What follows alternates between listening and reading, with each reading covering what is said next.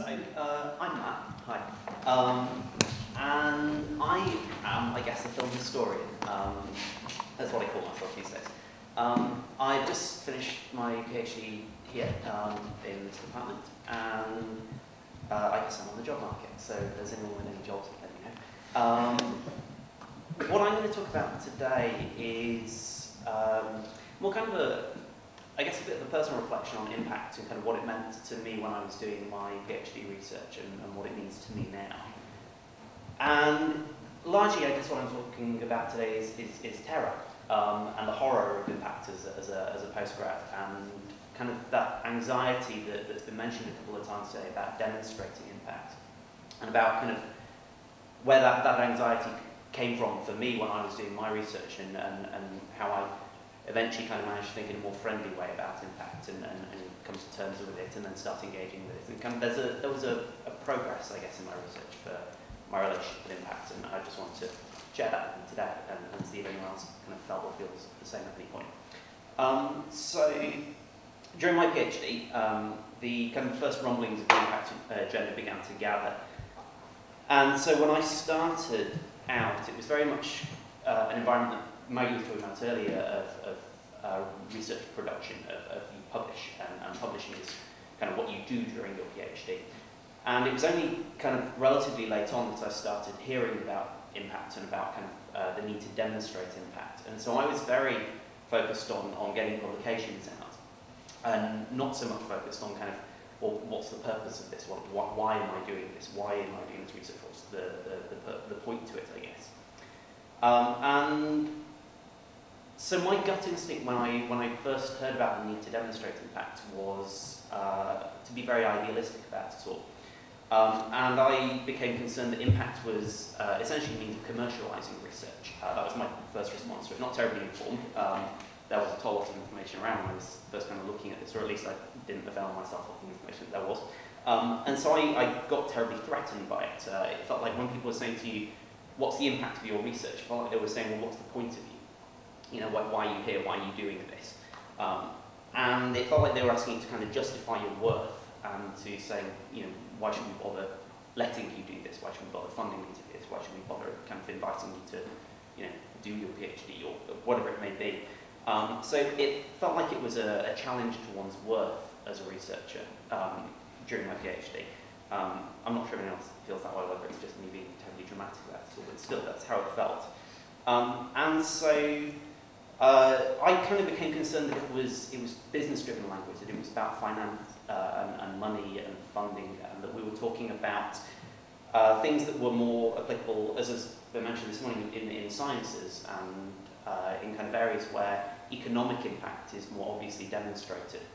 And in the arts and humanities, as Maggie said this morning, we struggled with that.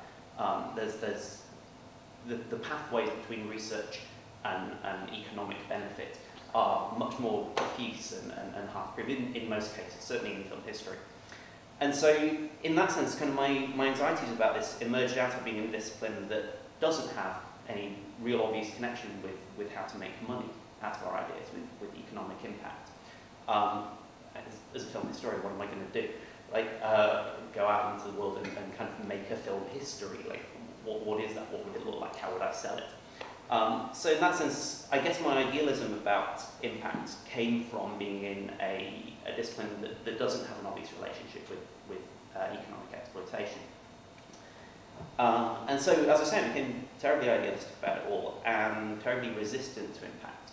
And anyone who kind of asked me about it at the time, I would, you know, yell and scream and say that it was this awful kind of commercialising force that was going to, you know, tear research apart and destroy arts and humanities research in the UK and make it into something that we weren't kind of necessarily set up to be, and that I personally didn't want to be. And that was really where my gut response to it was. And I imagine scenarios where in job interviews, say, as Maggie was saying, really big impact can be happening in job interviews. I imagine a situation where I'd be asked, you know, how much money has been made from your projects? You know, what's been the economic impact? As you can tell, I got really hung up on economics. Well, I mean, I guess that came from, at the time, I couldn't imagine any other type of impact. As I say, it was early days in this. And one of the problems that I personally encountered was that the other types of impact, the fact that they were being validated and valued hadn't necessarily kind of occurred to me. Maybe I was terribly naive, but in probably the second year of my PhD, when I first started seriously thinking about impact, it was all in terms of economics. And so that was kind of where my righteous indignation about it came from. So, by the way, my plan for if I was ever in a job interview and anyone asked me about, how much money's been made from the project was to just sob, and sob and sob and sob until they ask the next question, and then just move on. Don't do it, it's no good. So I dug my heels in and told kind of anyone who asked that impact would not only put good academics out of work, but it would kind of destroy the very fabric of UK arts research. And it hasn't, it won't, don't worry, it's all going to be fine. But what I eventually came to realise was that actually underpinning that was an uncertainty. So my righteous indignation about it all was actually coming out of a question that I'd spent several years avoiding, and that was why bother with film history. This was something that occurred to me relatively early on in the PhD. What's the point of film history? What's the worth of it? What's the value of it? And I didn't have an answer for it. I genuinely didn't. I knew kind of what my research could do within film history, and I knew I could articulate kind of its academic intellectual value and its value to the discipline. I could do that very well. I'd done it in my proposal, I'd done it kind of at a conference, I'd done it. But in terms of kind of broader impact, the broader purpose of film history, I really struggled with that. To some extent I still do. And so I guess I was grappling with questions about if I could only demonstrate kind of my value to a tiny little corner of knowledge, which was only really of interest to a small handful of people, then why should anyone pay me to do that? And so I guess that's why my anxiety about job interviews came from. Going into a room and having to say to someone, I deserve money to do this. Well, I didn't know if I did. And so in that sense, the line of argument that was emerging out of this question of why bother with film studies, it was kind of threatening the viability of my future career goals. It was threatening who I wanted to be, where I wanted to go, what I wanted to do. And so, terrified by the consequences of facing up to impact, I buried my head in the sand and persuaded myself that sooner or later everyone would kind of come to their senses and stop making me ask myself what the point of my work was. And they didn't. They kept asking, and they're still asking, and we're asking today. And that's probably a good thing. But the point of this story isn't to make it look like a naive buffoon, but I probably was, and probably still am. But rather it's to demonstrate that the hostility towards impact that I summoned up was actually a manifestation of fear, of uncertainty about kind of my discipline boundaries and my kind of relationship to them. And I knew that deep down that at that point I couldn't make a compelling case for the continuation of my research.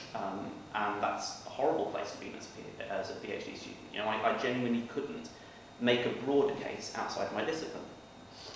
And when you're in a narrow field like film history, a relatively narrow field, there comes a time when you have to call on external support, in terms of claiming validity for what you do. You can't just refer back to your own discipline and have a conversation internally. Sooner or later you have to talk externally outside of film history.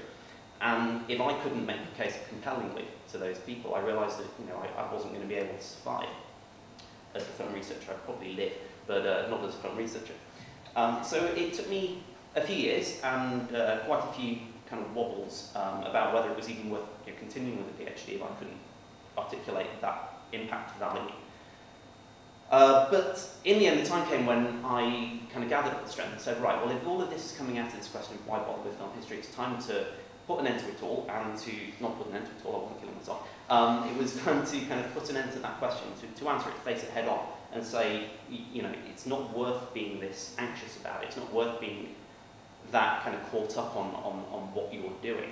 And it's probably time just to face the question, find an answer to it, and begin to think about impact in a more serious way.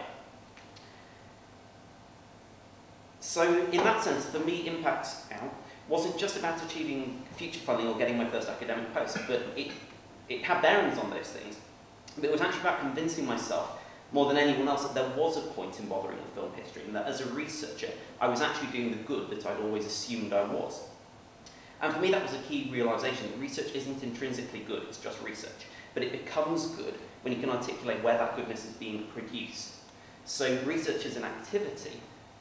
In order to kind of derive benefit from it, we have to identify where that benefit is, what it's doing, what is that benefit. It's not good enough anymore to just be able to say, oh, research is lovely. Research is lovely, but why is it lovely? How is it lovely? What's the purpose of what you do? So in that sense, I was really encouraged to read, in preparation for today, the report that there was a trial exercise, and I'm sure most people are familiar with it. The pilot higher education institutions took part in I guess a dummy run of impact assessment. And their report back to the HEFCE, yes, thanks Mike. Their report back to the HEFC was really encouraging for me because a number of the things that I've been kind of struggling to articulate were in there.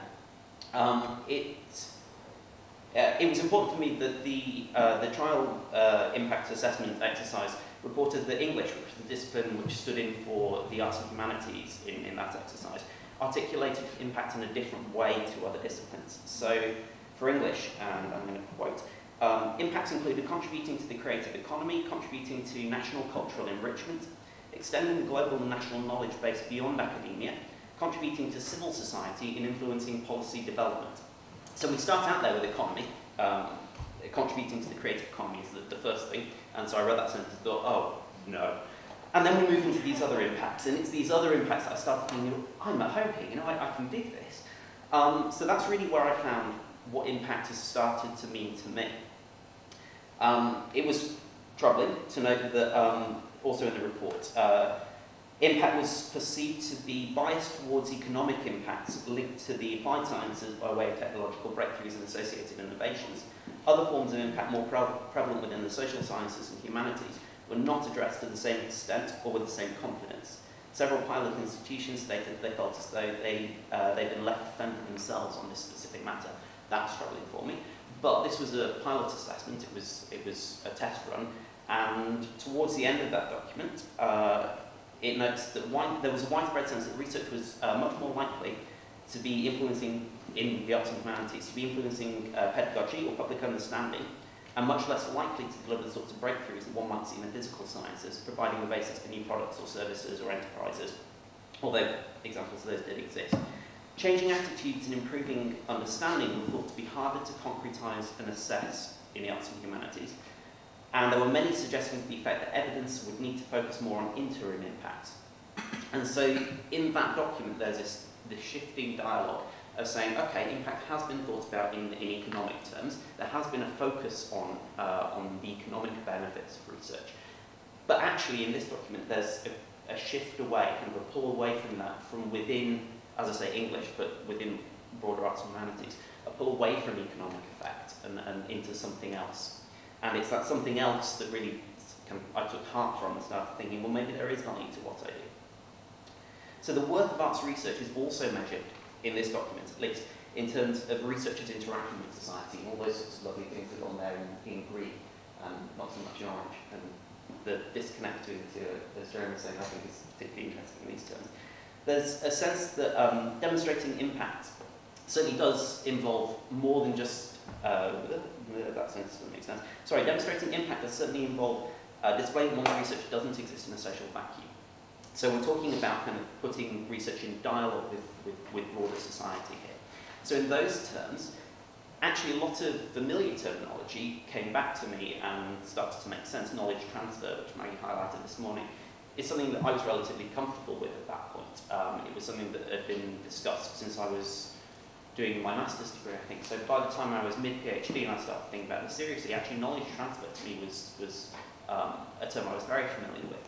And knowledge transfer obviously sits in several of those categories like that. So I was thinking, well, actually, if I can do knowledge transfer, which I've been doing for some time, then in a limited way, but still, I've been working towards it, then actually impact wasn't that big a step. It was certainly a different way of thinking about those activities, but the same activities could be thought about in terms of both categories. Because any sort of knowledge transfer, and I quote again, extends the global and national knowledge base beyond academia, And so in that sense, it's a prime example of how English asserted its significance by the impact trial exercise. So knowledge transfer then is, as I say, something that spans both of those fields and something which isn't as threatening as impact is.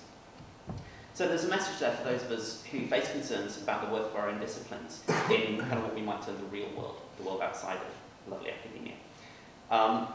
We don't have to show that our work's going to reap vast financial rewards or change the world in any significant way. I was really encouraged to hear Jerome this morning talking about kind of we don't have to change the world. We don't have to go out there and save the continent or defeat an evil emperor. All we have to do is face up to what our research impact is, be honest about it, and have a conversation about that. If you can do those kind of broad things, if you can defeat an evil dictator, fantastic. If that's what your research is doing, great. But it isn't what's being required of us, although sometimes it can feel like it when people are saying, what is the impact of your research? Rather, in the era of impact, there is a responsibility being placed on us simply to share knowledge. So exactly what Jerome was saying this morning, rather than kind of having conversations internally, just to start having conversations externally, whatever form those conversations may take. I think there's trouble around what form those conversations may take, and I think that's certainly an area that we can open up. But the fact that we're starting to have those conversations, and as kind of early career researchers or PhDs or MAs or whatever we may be, the fact that that's being put on the agenda for us at an early stage can only be beneficial. Who wants to have endless internal conversations when we can start saying to people, hey, isn't this thing I've been working on exciting?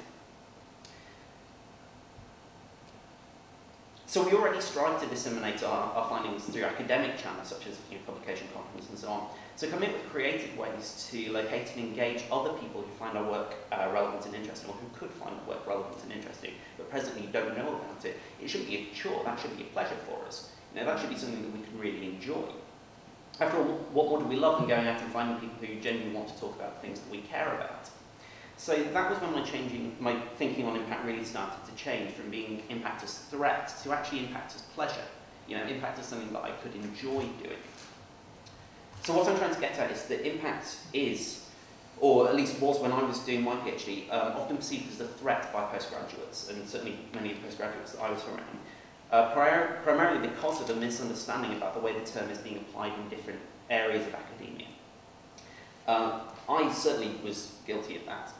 As were a number of my peers, who I discussed the issue with both in Manchester and elsewhere, there was certainly in my kind of social circle a sense that impact had been misunderstood.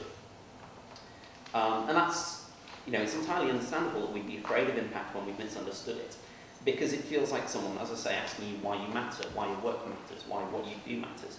But in my experience, that negative perception of impact agenda can be challenged by better communication of its scope and its meaning within the arts and humanities. There's been significant concern and debate, as Maggie points out, about impact among scholars and administrators who are, of course, at the forefront of what's happening with this right now. And it's begun to filter down, or at least, and I'm talking kind of a couple of years, so perhaps things have changed, and I'd be really interested to hear what everyone else is saying about this today. But certainly when I was doing my PhD, there was a sense that some aspects of impact have filtered down, primarily this kind of early panic around impact, but not necessarily others, kind of how we can do impact, how we can demonstrate it in these broader terms. So what was coming... Yeah, no problem, I'm right here. So what was coming down to me was panic and not actually kind of engagement.